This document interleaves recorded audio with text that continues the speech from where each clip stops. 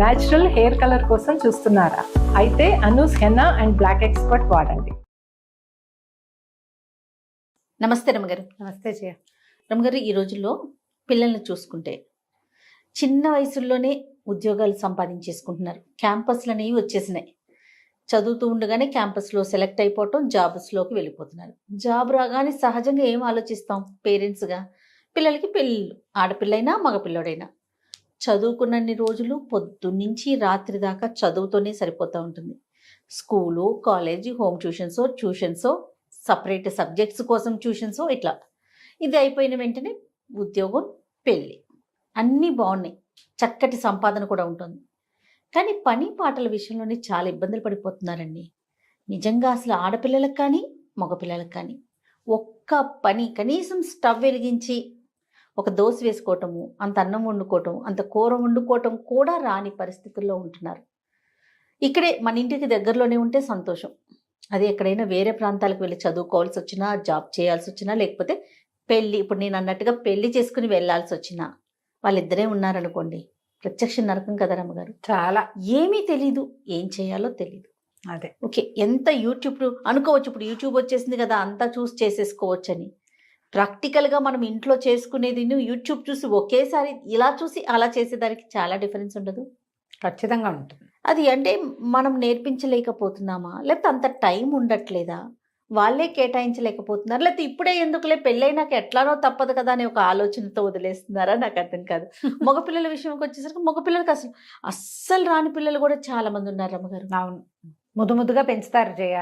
మనకి లేక ఒకటి రెండు పిల్లలు అయితే గబుక్కున అంత అన్నం వండుకొని ఇంత కూర కూడా వండుకోకుండా బయట నుంచి అన్నం తెప్పించేసుకుంటారు, ఆర్డర్ చేసేసుకుంటున్నారు. లేకపోతే ఏ చుట్టుపక్కల వాళ్ళని మోసేస్తారు కదా. చాలా ఇళ్లలో ఆడపిల్లలు ఉన్నా సరే నాన్నలే వంట చేసి పెట్టే వాళ్ళు కూడా కనిపిస్తారు.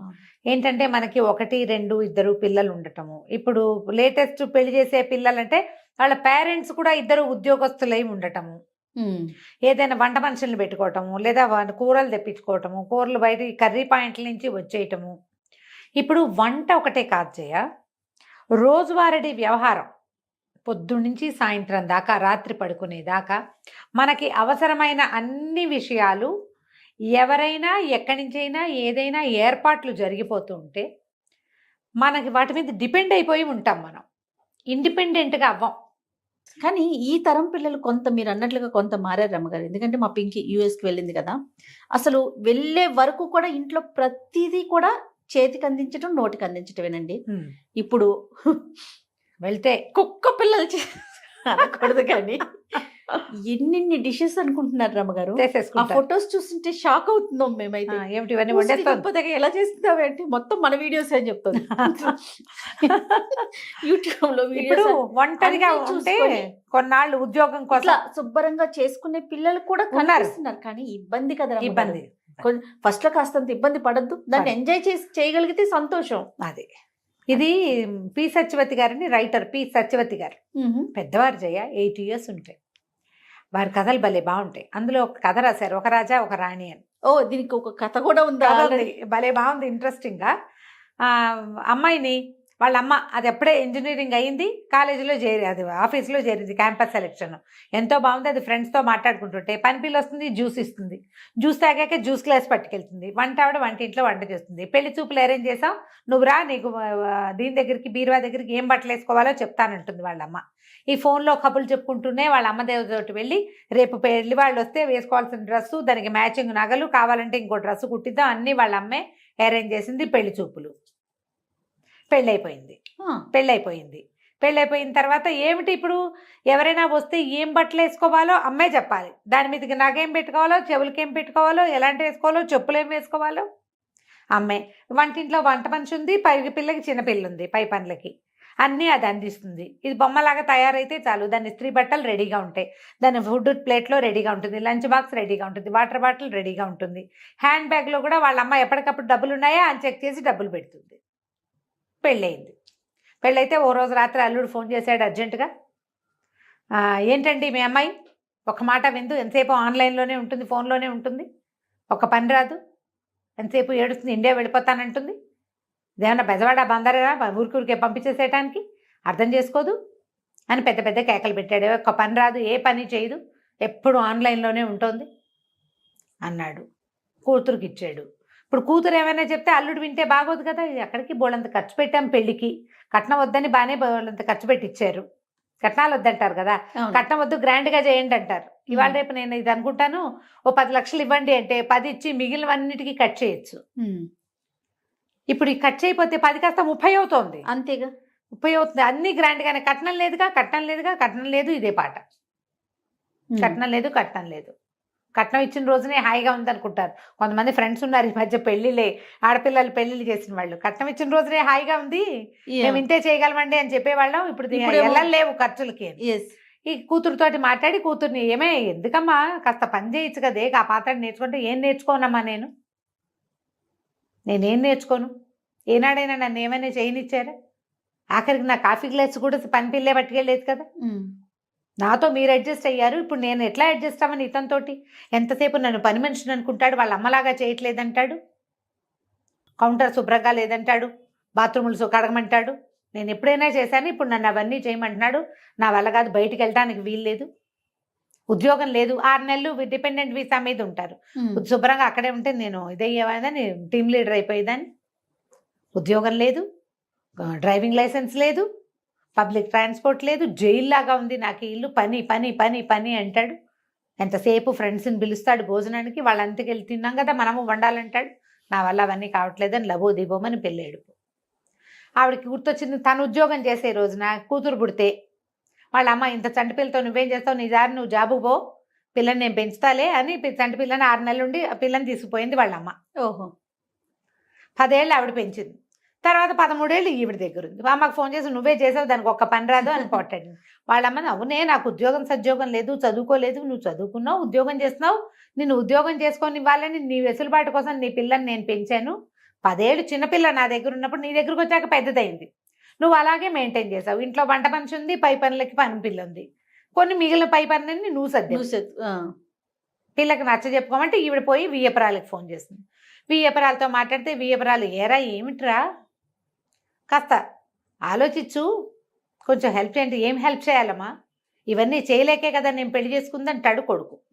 అనేసరికల్, మరి పని చేయాలంటే నువ్వు చదువుకున్న పిల్లని ఎందుకు కావాలనుకున్నావురా అంటే, ఏమో నాకేం తెలుసు, అన్నీ మంచివి, కాలేజీ ఇంటర్మీడియట్ కాలేజీ మంచిది మీరే సెలెక్ట్ చేశారు, డిగ్రీ ఇంజనీరింగ్ కాలేజీ మంచిది, ఇదే మంచిది అన్నారు, 4 క్యాంపస్లు వస్తే ఇదే మంచిదని ఓ క్యాంపస్కి పంపారు, 6 డజన్ కాలేజీల్లో సీట్ వస్తే ఈ కాలేజీయే మంచిదన్నారు, ఈ సంబంధం మంచిదని నువ్వు చెప్పావు, నేను చేసుకున్నా అంతే.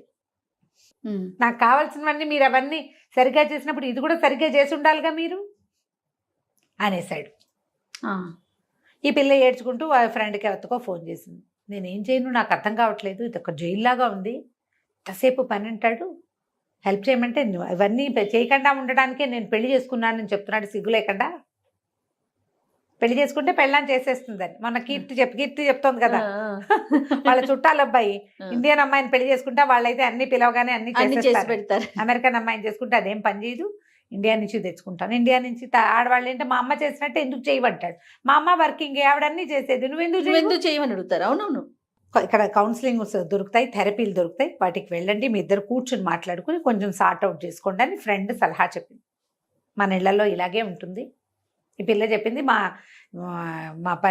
అమ్మ ఎక్కడైనా బిజీగా ఉన్నా, మా వంట ఆవిడ రాపోయినా, నేను మా నాన్న హాయిగా బయటకు వెళ్ళి తినేసి సినిమాలకు వెళ్ళి ఎంజాయ్ చేసేవాళ్ళం, వంట మనిషి రాకపోతే బయటకు తినచ్చని ఒక ఆసరా ఉండేది.